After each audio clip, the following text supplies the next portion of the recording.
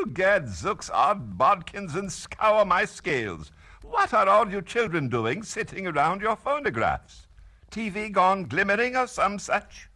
Well, as long as you're here and listening, I presume I'll tell you about myself. Nothing I'd rather do. I'm a dragon, you see.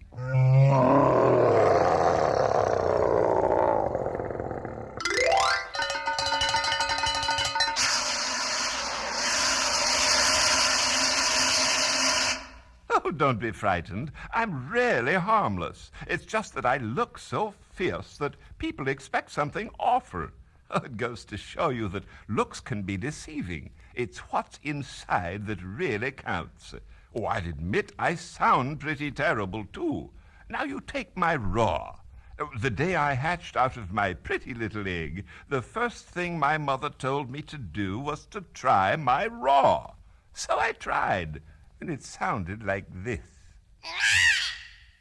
Oh, she was horrified. That will never do. It's a disgrace to the whole family.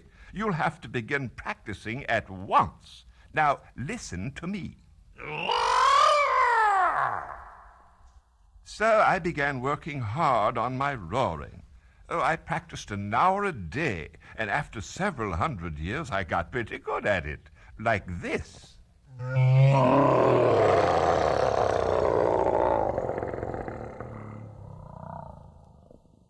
Now, another of my little tricks is this. The way I do that is to use my left wing to rub along the spiky scales on my back. And what do you have? Another scale, of course. Oh, but this time it's a musical one, like you kids practice on the piano or the harmonica or whatever other musical instrument you're learning to play. Forgive me if I brag a little, but one of the best things I do is this. Those bells are on my tail, you see, and when I give them a good shake, they do cause a commotion, don't they? I love to sneak up on people and ring my bells and watch them jump right out of their skins. Ooh, naughty, isn't it? Now, the most important thing of all is my breathing fire and smoke. I don't just breathe ordinary fire. I breathe fireworks. Sparklers, Roman candles, and big skyrockets. Oh, listen to this.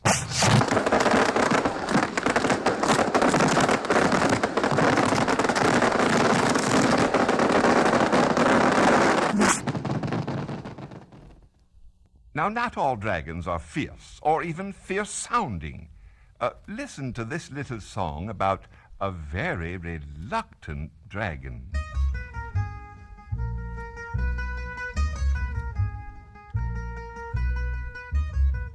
Now, one fine day, while on my way to Ipswich by the sea, I met a rather charming chap who asked me into tea. Now, it seems he was a dragon. You know, the kind with wings. Oh, yes, teeth and tails and claws and scales and all those dragon-like details. Now, I admit I jumped a bit when he began to sing. I'm the reluctant dragon, what ho, quite so. The very reluctant dragon, oh very, very, don't you know? They call me the timid dragon, what rot, I'm not. I just won't fight, I'd rather play. I know I shan't get hurt that way. Here we go gathering nuts in May. Oops, I'm reluctant.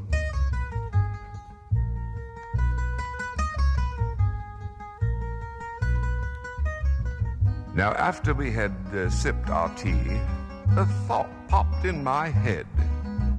A dragon here? By Jove, that's queer. He really should be dead.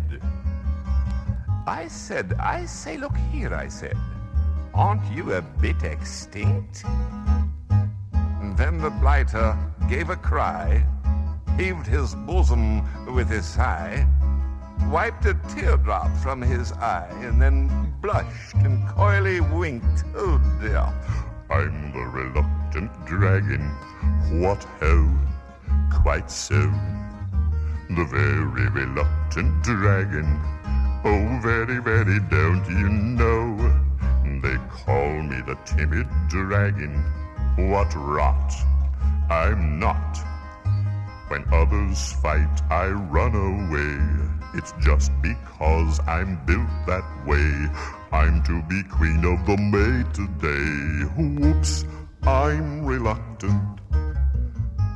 And then he told of knights of old. Oh, it seems they were the bunk.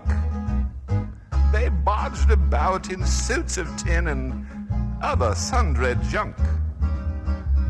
The maidens fair with flaxen hair just simply littered up the place. And when they asked him into tea, which happened jolly frequently, oh, he would sigh reproachfully and put them in their place. Oh dear. I'm the reluctant dragon. What ho? Quite so. The very reluctant dragon. Oh, very, very, don't you know? They call me the timid dragon. What rot. I'm not. I'm much too shy to bill and coo. So you chase me and I'll chase you. Roses are red and violets are blue. Oops, I'm reluctant. Well, as the night wore on, we talked till dawn of, many, many things. Of fish and chips and cricket bats and kidney pie and kings.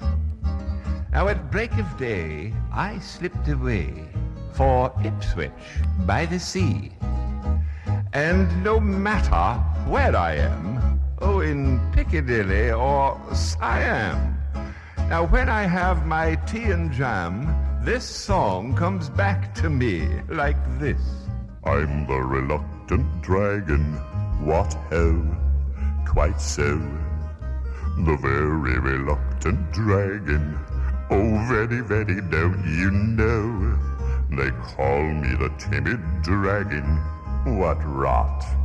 I'm not. I just won't fight, I'd rather play.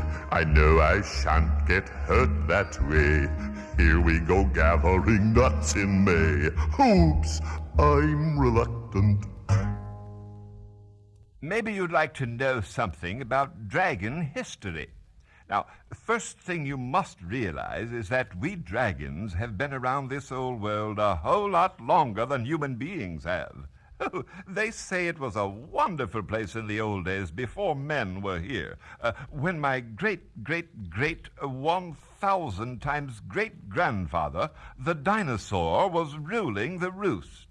Oh, of course, the dinosaurs didn't have the advantages that we dragons do. Oh, no. They were for real, while, well, I'm a figment of somebody's imagination. Now, if you don't believe me about dinosaurs being real, go down to your museum and maybe you'll find a big dinosaur skeleton all wired together by some scientist. Oh, now I wouldn't let anybody lay a hand on me or my skeleton. I'd just disappear, and no flesh and blood thing can do that. Oh, I know. Kids can run and hide and almost disappear, but you and I know they're really there, under the table or behind the curtain. Oh, when I disappear, I really vanish. Oh, but I'm getting off the subject now. Where was I? Yes, my ancestors. Well, the dinosaurs left this world because the great ice age came along, and they just couldn't cope with all those giant ice cubes called glaciers. Pretty soon, man showed up on the scene, and he found some of the dinosaur bones, and they were so big they scared him to death. And so he began imagining what the dinosaurs had really looked like.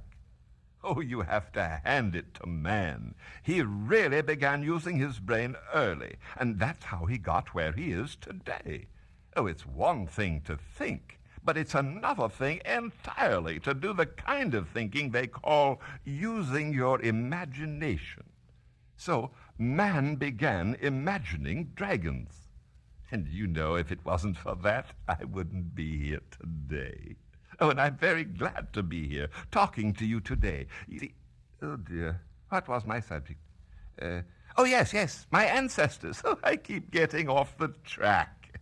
Now, my forebears divide into two groups, the Eastern dragons and the Western dragons. And they are quite different, you know. Yes, the Eastern dragons are imagined by the Chinese and the Japanese, and they're wonderful fellows, full of wisdom and hidden knowledge. My Eastern grandfathers were kings and very rich, and they ruled the seas and the rain. Oh, we dragons are very important in China and Japan. You'll see pictures of us everywhere, in tapestries, on potteries, in paintings, and, oh, we're much looked up to, though not as much recently as it used to be. Now, my Western grandfathers, however, I don't like to talk about too much. They are the black sheep of the dragon family, cruel, evil, always attacking man, or at least trying to scare him to death, by George. Oh, that's a joke, but not a very good one.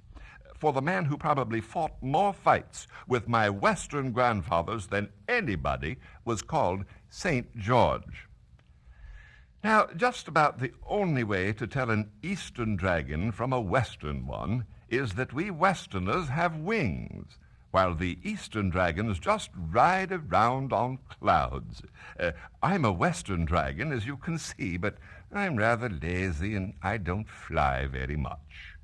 Now, if you children will try to use your imagination a little, I'll tell you how you can make a do-it-yourself dragon right in your own home.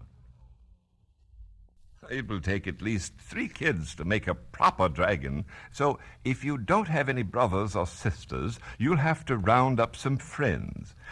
You see, you need a head, a middle, and a tail. If you can enlist more than 3 children, you can have more middles than 1. Here's what to do. Now, first, find at least 3 very large paper bags or cartons. Then get out your paints and decide what color your dragon should be. Now, I'm green myself, but dragons come in many different colors, so use your imagination. I know of at least one that's polka-dotted. Oh, dear. You should draw a very fierce head on the first box, and then a middle with spiky scales on the second box, and a pointed tail on the third box. You can use my picture as a model if you want to. I'd like that. If you want to really be like me, add a cowbell to the tail, and then make some eye holes in the head box so you can see out. Link the boxes together with some string, put a kid's head inside each box, and presto, you are a do-it-yourself dragon and can walk right out and frighten your parents. Now, sometimes dragons play with little boys and girls and have great fun.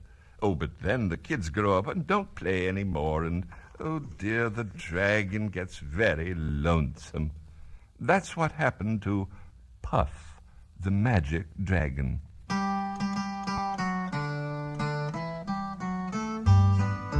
Puff, the magic dragon, lived by the sea and frolicked in the autumn mist in a land called Honolulu.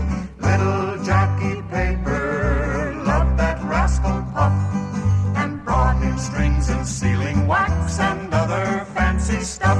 Oh, Puff, the magic dragon, lived by the sea and frolicked in the autumn mist in a land called Honolulu. Puff, the magic dragon, lived by the sea and frolicked in the autumn mist in a land called Honolulu. Together they would travel on a boat with billowed sail. Jackie kept a lookout perched on Puff's gigantic tail. Noble kings and princes would bow whene'er they came. Pirate ships would lower their flags when Puff roared out his name. Oh, Puff, the magic dragon, lived by the sea, and frolicked in the autumn mist in a land called Honolulu. A dragon lives forever, but not so little boys. Painted wings and giant rings make way for other toys. One gray night it happened, Jackie Paper came no more. And Puff, that mighty dragon, he ceased his fearless roar. Oh, Puff, the magic dragon, lived by the sea, and frolicked in the autumn mist in a land called Honolulu. Puff, the magic dragon, lived by the sea, and frolicked in the autumn mist in a land called Honolulu.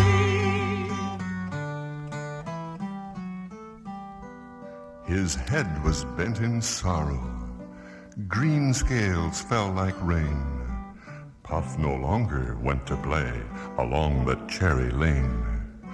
Without his lifelong friend, Puff could not be brave. So Puff, that mighty dragon, sadly slipped into his cave. Oh, Puff, the magic dragon, lived by the sea, and frolicked in the autumn mist in a land called Honolulu. Puff, the magic dragon, lived by the sea, and frolicked in the autumn mist in a land called Honolulu. Now, there are lady dragons as well as gentlemen dragons, but some of the lady dragons don't act very ladylike. Oh, there was one old girl who really was a tricky one. She showed up in a story called Sword in the Stone, which was about King Arthur when he was a boy, nicknamed Walt. Now, Walt was turned into a sparrow and fell into Mim's house, and this led to a wizard's duel between Madame Mim and Merlin, the great sorcerer. Here's how it happened. With only a touch, I have the power, zim-zabberim-bim, to wither a flower. I find delight in the gruesome and grim. Oh, that's terrible. Thank you, my boy. But that's nothing for me, because, you see, I'm the magnificent, marvelous Madame Mim. Know what? I can even change size. I can be huge, fill the whole house. I can be teeny, small as a mouse. Black sorcery is my dish of tea. Come easy to me. I'm the magnificent, marvelous Madame Mim. I can fly through the air, and I don't need a broom. Oh, I just take right off with a zim-zabberim-zoom. I'm the magnificent, marvelous Madame Mim. Say, lad, do you know that I can make myself uglier yet? That would be some trick. You want a bit? Bow! You see, I win! Ain't I hideous, boy? Perfectly revolting. Well, yes, ma'am. I can be beautiful, lovely and fair, silvery voice and long purple hair. La la la la la la la la la la la la la la la la la la. But it's only skin deep for zim-zabberim-bim. I'm an ugly old tree, the magnificent, marvelous, Madame Mim. Archimedes discovered the wart had landed at Mim's house and told me immediately. So I marched over and changed Wart back from a sparrow to a boy. Well, Mim was furious because she had changed herself into a cat and was just about to eat Wart when I arrived. So she challenged me to a wizard's duel. And to protect my honor, I agreed. Now, first of all, if you don't mind, I'll make the rules. Rules indeed. Why, she only wants rules so she can break them. I'll take care of you later, featherbrain. Rule 1. No mineral or vegetable, only animal. Rule 2, no make-believe things like pink dragons and stuff. Rule 3, no disappearing. Rule 4, no cheating. All right. Now, pace off then. 1, 2, 3, 4.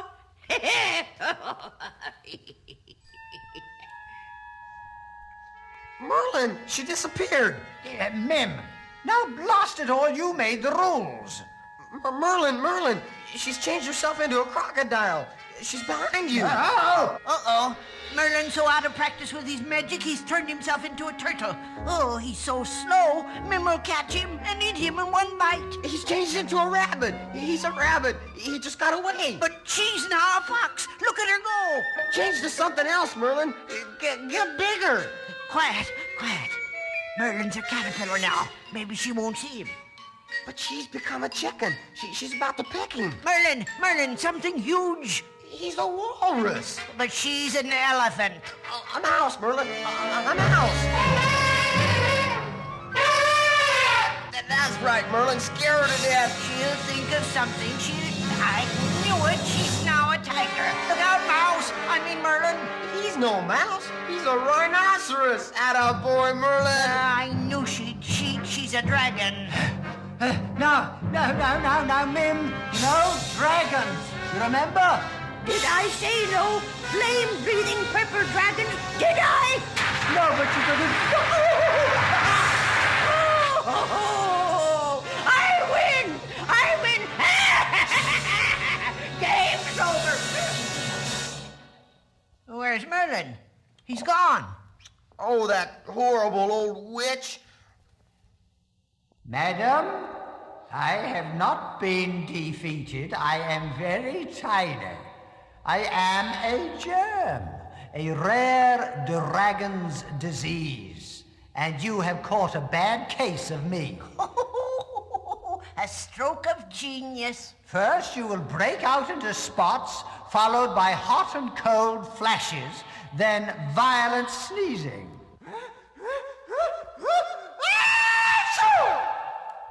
Oh, you sneaky old scoundrel. Choo.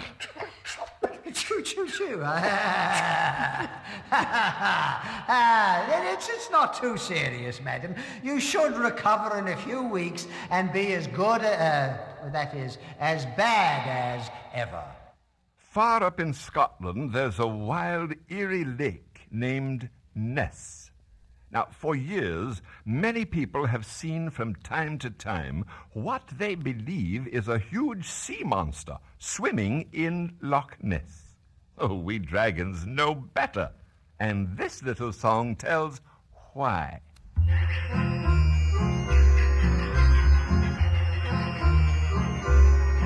Have you heard of the Loch Ness monster that swims in a Scottish lake?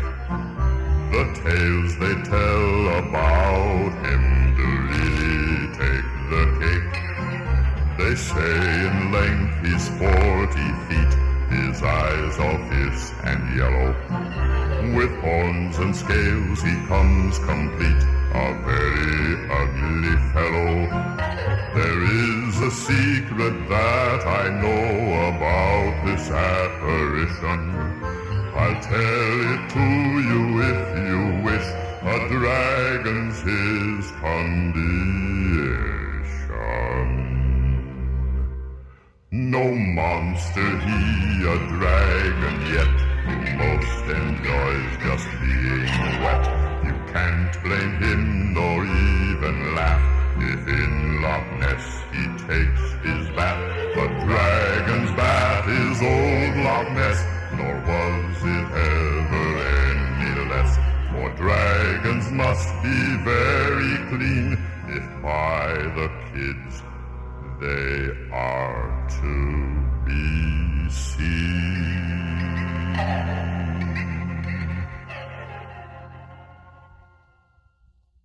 So, children, build yourself a dragon. I feel that no home should be without one. And perhaps if your imagination is very strong and I'm very clean, You'll see me someday. Ta-ta!